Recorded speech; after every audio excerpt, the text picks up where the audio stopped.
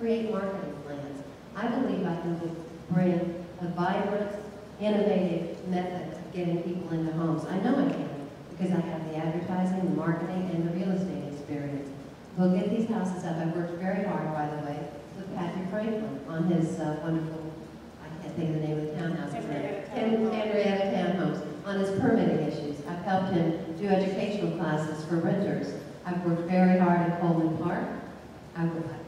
There's no way we can fail there. We're going to do the infill housing, we're going to do the new houses, and we're going to do the revitalization program that's been in place. Should I answer that question? I have another question for you, Commissioner Moyer, unless you'd like to. Would you? I'm sorry. Ms. Ryan, would you like to answer? I would love to answer that. Okay, go ahead. I would too. Go ahead. Ms. Moyer, you go first. Go ahead. Go ahead, I'll do it. There have been so many stops and starts. There have been so many funds that have been made available.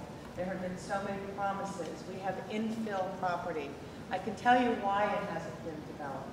We haven't been able to get clear title. We haven't done the work. We've had infill property for 11 years. When I was a consultant to the city, I put aside $250,000 for the legal department to do clear the title. We have plans, we have the stolen lead plan. That was, when was that, 2000, 1999?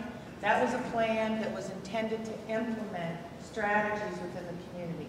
In the last 4 years, we have lost over $6 million of federal and state funding intended specifically for these communities. I think it's great that everybody talks about it, but I think it's even better when we actually do it. And I have plans, and I have tried to implement plans. We put 107 roofs on in 100 days for low income, extremely low income, disabled, and elderly residents.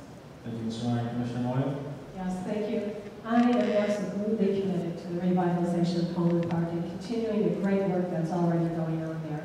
We do have title. We are moving forward.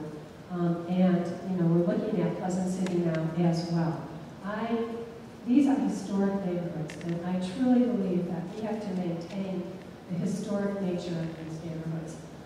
Look at it, see if we can find houses to rehab and develop and bring people back into the city, people who used to live in those neighborhoods. So I am absolutely committed to that. There are some mechanisms that we can look at in terms of TIF financing for some of these.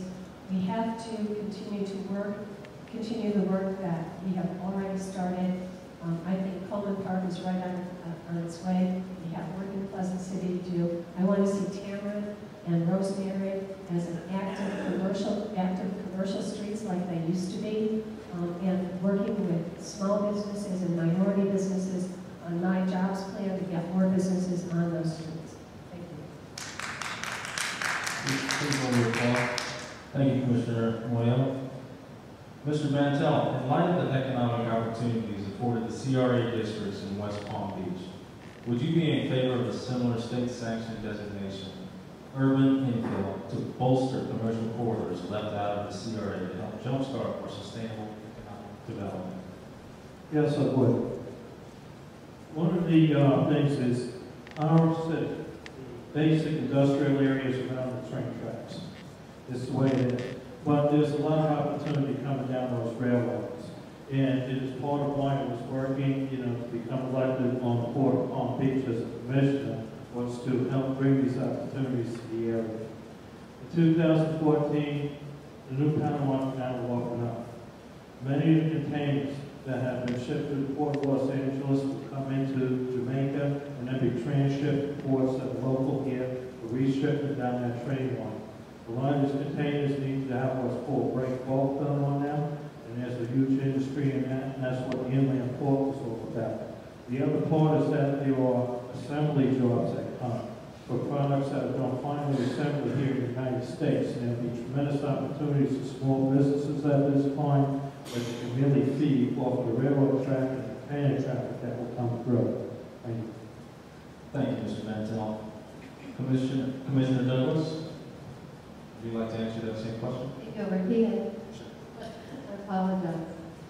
In light of the economic opportunities afforded the CR districts in West Palm Beach, Would you be in favor of a similar state-sanctioned designation, urban infill, to bolster commercial corridors left out of the CRA to help jumpstart more sustainable economic development? Absolutely, totally committed to that idea and ideal. We need to invigorate the economy locally in each. Remember the dream? I want to be able to walk to dinner. I want to be able to walk to the grocery store. I want to be able to walk to shop. We still all have that dream. It's happening now in Northwood, where it hadn't for many years. It can happen in the Northwest. It can happen in the Southeast because they want it and they need it. It takes political will. I dedicated my political will the last 4 years to the Broadway revitalization, which has not happened, but the plan is in place, and to Northwood Village, which is very nicely going. It takes political will, it takes determined citizens, it takes determined business people, and together we can do it. That's really the message. Whatever needs to be done, together we can do it, as long as the city is user-friendly, as long as the city is active and engaged and shares your vision. I promise you, my administration will hear your needs.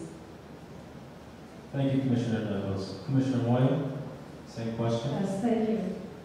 Yes, urban infill will allow us to bring TIF dollars into neighborhoods that are designated urban infill.